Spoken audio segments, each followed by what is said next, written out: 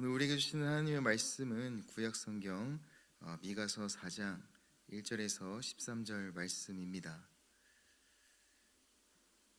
미가서 4장 1절에서 13절 말씀입니다. 같이 읽겠습니다. 끝날에 이르러는 여호와의 전에 산이 산들의 꼭대기에 굳게 서며 작은 산들 위에 뛰어나고 민족들이 그리로 몰려갈 것이라. 곧 많은 이방 사람들이 가며 이르기를 오라 우리가 여호와의 산에 올라가서 야곱의 하나님의 전에 이르자. 그가 그의 도를 가지고 우리에게 가르치실 것이라. 우리가 그의 길로 행하리라 하리니 이는 율법이 시온에서부터 나올 것이요 여호와의 말씀이 예루살렘에부터 나올 것임이라. 그가 많은 민족들 사이에 이를 심판하시며 먼 곳 강한 이방 사람을 판결하시리니 우리가 그 칼을 쳐서 보습을 만들고 장을 쳐서 낫을 만들 것이며 이 나라와 저 나라가 다시는 칼을 들고 서로 치지 아니하며 다시는 전쟁을 연습하지 아니하고 각 사람이 자기 포도나무 아래와 자기 무화과 나무 아래에 앉을 것이라. 그들을 두렵게 할 자가 없으리니 이는 만군의 여호와의 입이 이같이 말씀하셨습니다. 만민이 각각 자기의 신의 이름을 의지하여 행하되 오직 우리는 우리 하나님 여호와의 이름을 의지하여 영원히 행하리로다. 여호와께서 말씀하시되 그날에는 내가 저는 자를 모으며 쫓겨난 자와 내가 환난 받게 한 자를 모아 발을 저는 자는 남은 백성이 되게 하며 멀리 쫓겨났던 자들이 강한 나라가 되게 하고 나 여호와가 시온산에서 이제부터 영원까지 그들을 다스리라 하셨나니 내어 양떼의 망대요 딸 시온의 산이여 이젠 걷는 곧 딸 예루살렘의 나라가 내게로 돌아오리라. 이제 내가 어찌하여 부르짖느냐. 너희 중에 왕이 없어졌고 내 모사가 죽었으므로 내가 해산하는 여인처럼 고통함이냐. 딸 시온이여 해산하는 여인처럼 힘들여 나을지어다. 이제 내가 성읍에서 나가서 들에 거주하며 또 바벨론까지 이르러 거기서 구원을 얻으리니 여호와께서 거기서 너를 내 원수들의 손에서 속량하여 내시리라. 이제 많은 이방 사람들이 모여서 너를 치며 이르기를 시온이 더럽게 되며 그것을 우리 눈으로 바라보기를 원하노라 하거니와 그들이 여호와의 뜻을 알지 못하며 그의 계획을 깨닫지 못한 것이라. 여호와께서 곡식단을 타작마당에 모음같이 그들을 모으셨나니 딸 시온이여 일어나서 칠지어다. 내가 내 뿔을 무쇠 같게 하며 내 굽을 놋 같게 하리니 내가 여러 백성을 쳐서 깨뜨릴 것이라. 내가 그들의 탈취물을 구별하여 여호와께 드리며 그들의 재물을 온 땅에 주께 돌리리라. 아멘. 우리가 오늘 읽었던 이 미가서는 이 미가라는 선지자가 예언가가 활동했던 시대입니다.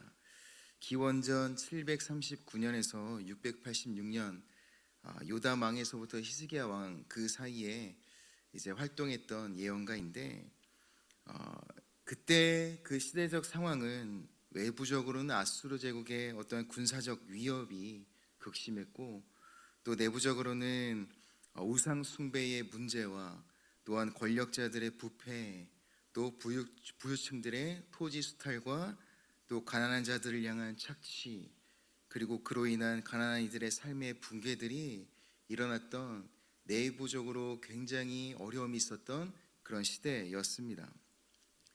이 미가라는 인물은 시골 출신으로서 남유다가 하나님을 떠나 우상을 섬기면서 도시 엘리트 중심의 종교와 정치가 어떻게 약자를 짓밟고 있는지에 대해서 그 두 눈으로 똑똑히 보았던 그런 선지자입니다. 그래서 그는 단순히 그 유다사 이스라엘 백성들 안에 있는 어떤 개인의 죄를 이야기하는 것이 아니라 이스라엘 사회 구조 전체가 하나님의 뜻에서 멀어져 있음을 이야기하고 있습니다. 미가서 4장은 바로 이스라엘 통치자들에 대한 그런 고발과 또 그들로 인해서 이스라엘을 향한 혹독한 하나님의 그 심판 선언 이후에 등장하는 말씀이 오늘 읽었던 4장의 말씀인 것입니다.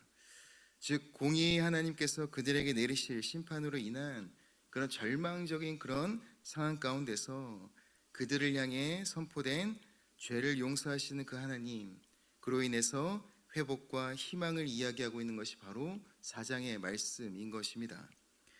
1절에서 5절 말씀 가운데 그 1절을 보면 말일에 여호와의 전에 산이 모든 산 꼭대기에 굳게 설 것이라 라고 이야기하고 있습니다. 이 장면은 지금 고대 사회 그 메소포타미아 근동 그 지역을 다스리고 있는 힘 있는 제국이나 그들의 군대가 온 열방을 다스리는 것이 아니라 그들 위에 그들을 다스리시는 왕의 왕 되신 그 하나님, 그리고 그들을 다스리시는 하나님의 그 정의가 중심이 되는 그 세상을 보여주고 있는 것입니다.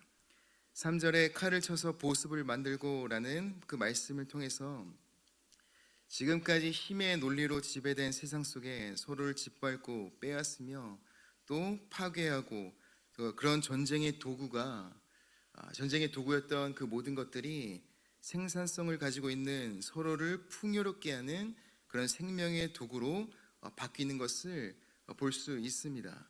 또한 하나님께서는 힘의 논리로 지배된 세상을 당신의 정의와 공의가 통치하는 하나님 나라로 새롭게 세우실 것에 대한 하나님의 뜻을 보여주고 있는 말씀인 것입니다.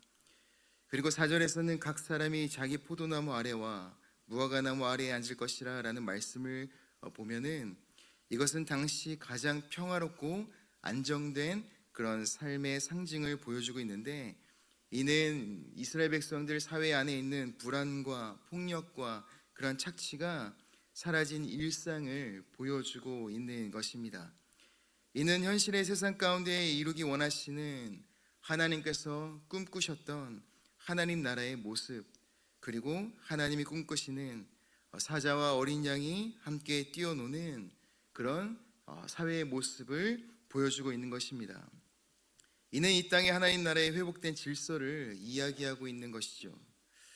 이 말씀을 통해서 우리가 한 가지 생각해 보아야 될 것은, 과연 우리가 살아가는 세상 속에서는 우리는 어떠한 모습으로 살아가고 있는가라는 것을 한번 우리는 살펴보아야 될 것입니다. 칼과 창을 가지고 다른 이들을 찌르며 또 누군가의 것을 빼앗고 또 짓밟고 살아가고 있는지, 아니면 그러한 짓밟힘을 내가 당하고 살아가고 있는지, 하나님은 우리가 살아가는 세상 속에서 하나님의 나라의 그 질서 회복과 하나님 나라의 그런 참된 평안, 그리고 그 풍요를 우리가 이 세상 가운데서 누리길 하나님께서는 원하십니다. 우리가 그런 하나님 나라를 맛보며 우리가 이 땅 가운데서 살아가기를 원하십니다. 그러기 위해서는 우리의 삶 속에서 우리의 삶을 지배하고 있는 그런 세상의 힘의 논리가 아니라 하나님 나라의 정의와 공의가 우리의 삶 가운데서 회복되어야 되는 줄 믿습니다. 그래서 우리가 살아가고 있는 가정과 직장, 그리고 공동체 안에서 하나님 나라의 그 정의와 공의, 그 질서가 회복되어지는 역사가 내가 있는 그곳에서 나를 통해 이루어지기를 간절히 소망하며 그렇게 살아갈 수 있는 그런 성도님들의 삶이 되길 원합니다. 또한 6절에서 8절 말씀을 보면 하나님은 이렇게 말씀하고 계십니다. 그 말씀 가운데 저는 자, 쫓겨난 자, 환난당한 자가 등장하는데, 이들을 모아 하나님께서 당신의 백성으로 삼으시겠다라고 말씀하고 계십니다. 여기서 중요한 것은 강한 자가 아니라 부서진 자들, 착취받고 짓밟힘을 당하고 있는 세상 가운데 연약한 자들, 소외된 자들, 그들이 하나님이 꿈꾸시는 하나님 나라의 구성원이 될 것이다라고 이야기하고 있는 것입니다. 하나님이 모으시는 하나님 나라의 구성원은 세상 가운데 잘난 자들, 높은 자들이 아니라 소외되고 연약한 자들, 누군가에게 기대어 살아갈 수밖에 없는 자들이 하나님 나라의 구성원이 될 것이다라고 이야기하고 있는 것입니다. 과연 우리의 마음은 어떠할까? 넉넉하여 하나님의 힘 따위는 필요 없습니다. 저는 저 혼자 스스로도 잘 살아갈 수 있습니다. 이미 제게 있는 물질과 그 힘으로 저는 이 세상 가운데 잘 살아갈 수 있지요 라는 그러한 마음이 아니라 어쩌면 우리는 하나님 나라의 그 구성원으로 살아가기 위해서는 하나님, 저는 하나님이 없으면 단 하루도, 단 한순간도 저는 온전히 살아갈 수 없습니다. 주님의 그 은혜와 주님의 그 능력이 필요합니다.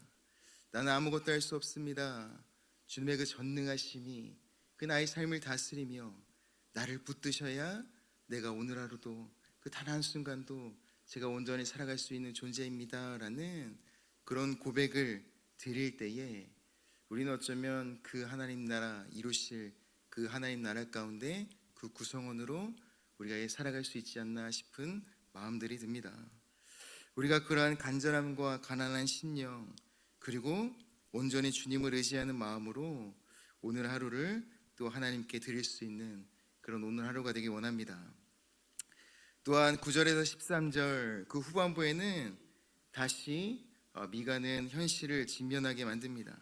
현실의 고통은 계속되고 죄로 인한 또 바벨론 포로라는 역사적 비극은 반드시 그 이스라엘 백성들에게 일어날 그 이야기이지만 12절에 보면 그들이 여호와의 뜻을 알지 못하며 그의 계획을 깨닫지 못한 것이다 라고 말씀하고 있는데, 여기서 그들이란 많은 이방 사람들이라고 이야기하고 있는 11절에 등장하고 있는 그 사람들을 이야기하고 있습니다.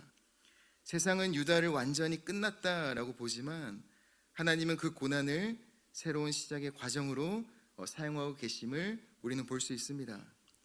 세상은 이스라엘 백성들을 향해 너희는 끝났어, 너희는 다시 일어설 수 없어, 너희는 실패했고 너희의 신은 무능력하고 너희에는 아무 소망이 없다라고 말할 수 있지만 미가서의 후원부에서는 우리의 삶 속에 나타난 그 고난은 끝이 아니라 하나님 나라로 나아가는 진통인 것임을 우리는 반드시 기억해야 할 것입니다.